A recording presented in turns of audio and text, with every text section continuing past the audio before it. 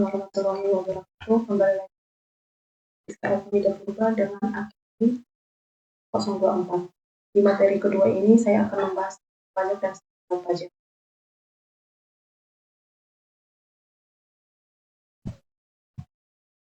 Yang pertama kita mulai dari pengertian pajak. Pajak adalah kontribusi wajib kepada negara yang terletak oleh pribadi atau badan yang bersifat memaksa berdasarkan undang-undang yang mendapat imbalan secara langsung dan digunakan untuk keperluan negara bagi setidaknya untuk kemakmuran rakyat. Pembayaran pajak merupakan perwujudan dan kewajiban kenegaraan dan peran pajak untuk secara langsung dan bersama-sama melaksanakan kewajiban perpajakan untuk pembiayaan negara dan pembangunan nasional. Kalau untuk pengertian stelsel pajak, yaitu merupakan sistem pemungutan pajak yang digunakan untuk menghitung besarnya pajak yang harus dibayar oleh wajib pajak. Menurut seorang ahli perpajakan secara resmi, pemungutan pajak dapat dilakukan dengan 3 stelsel. Yaitu yang pertama, stelsel nyata. Stelsel ini menyatakan bahwa pengenaan pajak berdasarkan objek yang terjadi. Untuk PPh, objeknya adalah penghasilan.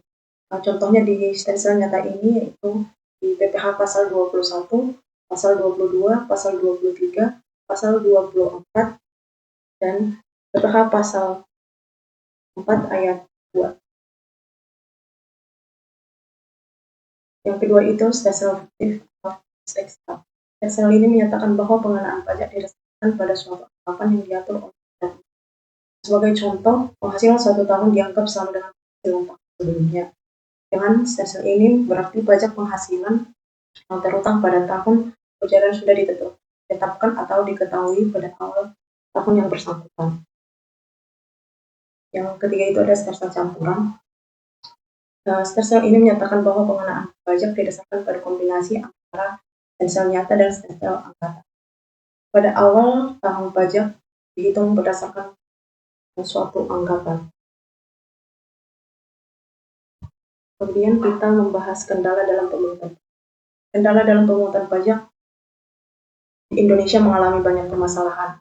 Hal lain disebabkan kelemahan regulasi di bidang perpajakan, kurangnya sosialisasi, tingkat kesadaran, pengetahuan, dan tingkat ekonomi yang rendah, database yang belum lengkap dan akurat, dan hanya penegakan hukum berupa pengawasan dan pemberian sanksi yang belum dan tegas.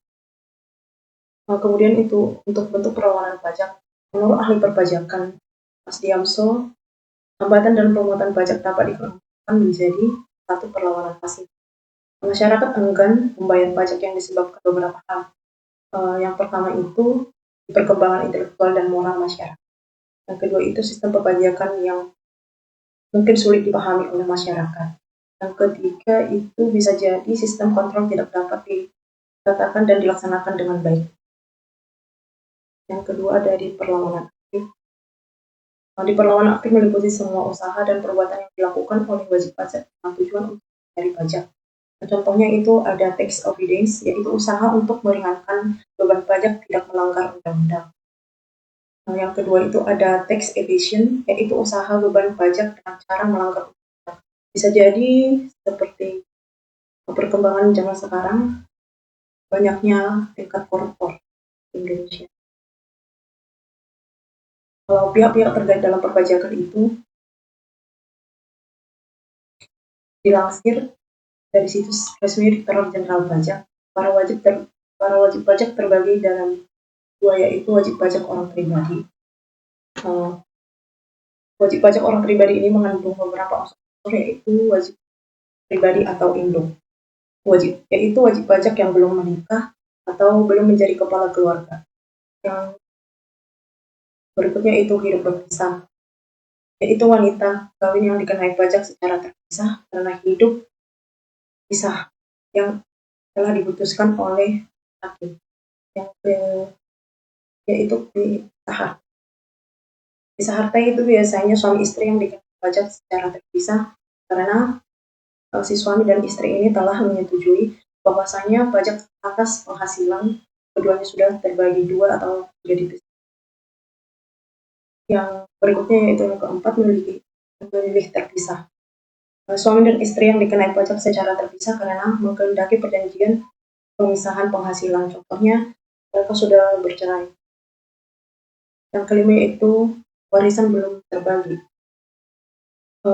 Wanita kawin tapi sudah pisah dengan suami dengan sebagai suatu kesatuan merupakan subjek wajib pengganti. Warisan ini berhak dimiliki oleh ahli waris, bisa jadi seperti anak.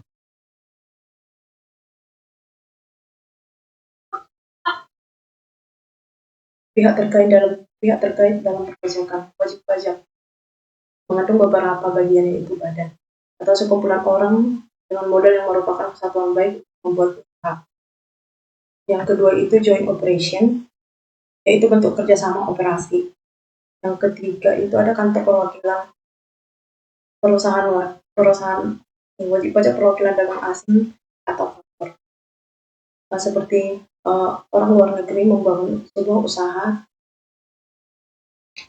dan usaha dagang kantor perwakilannya ada di Indonesia, tentu warga Indonesia tidak memiliki usaha yang tetap. Yang keempat itu ada bendahara. Bendahara ini tugasnya yaitu untuk membayar gaji, upah, honorarium, dan tunjangan. Untuk penggolongan pajak, menurut ahli perpajakan sipil resmi, penggolongan pajak dapat dibagi sebagai berikut. Yang pertama itu menurut lembaga pemungut. Di dalam menurut lembaga pemungut ini mengandung beberapa unsur juga, yaitu pajak negara atau pusat. Pajak yang dipungut oleh pemerintah pusat dan digunakan untuk membiayai rumah tangga pada umumnya.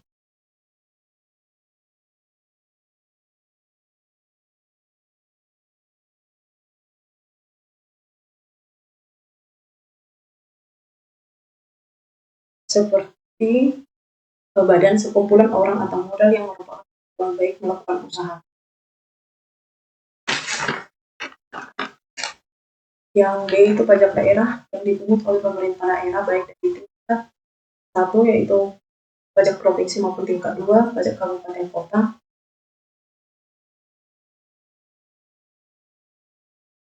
Digunakan untuk membiayai rumah tangga masing-masing. Pajak daerah diatur oleh Undang-Undang Nomor 28 Tahun 2009. Yang A itu contohnya menurut pajak lembaga pemungut ini bisa jadi di pajak penghasilan atau pajak pertambahan nilai atau PNBM.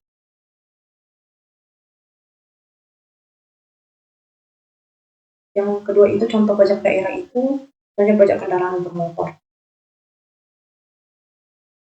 Kalau itu untuk menurut golongan, yang pertama ada pajak langsung. Kalau pajak langsung ini yaitu pajak yang harus dipikul atau ditanggung jawab sendiri oleh wajib pajak dan tidak dapat dibebankan kepada orang lain. Contohnya yaitu pajak penghasilan. Yang kedua ada pajak tidak langsung. Pajak tidak langsung bisa dibebankan kepada orang lain atau pihak ketiga.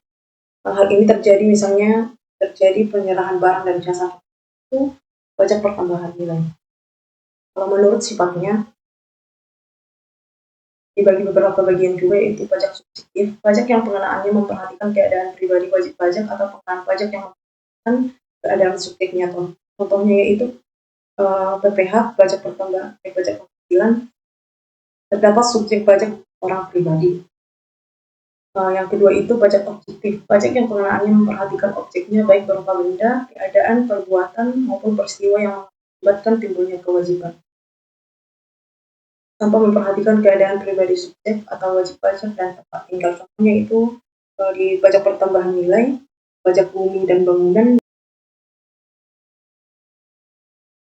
Baiklah, dari materi yang sudah saya jelaskan, saya akan membacakan kesimpulan dari materi saya, yaitu sistem pajak adalah sistem pemungutan pajak terdiri dari sistem nyata, fiktif, dan campuran.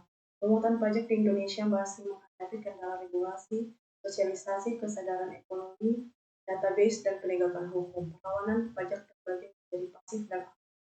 Pihak terkait adalah wajib pajak, orang pribadi, dan badan, sedangkan jenis pajak dibedakan menurut lembaga pemungut maupun golongan dan sifatnya. Baiklah, demikian pemaparan materi dari saya. Apabila ada salah kata, saya mohon maaf. Saya akhiri dengan wassalamualaikum warahmatullahi wabarakatuh.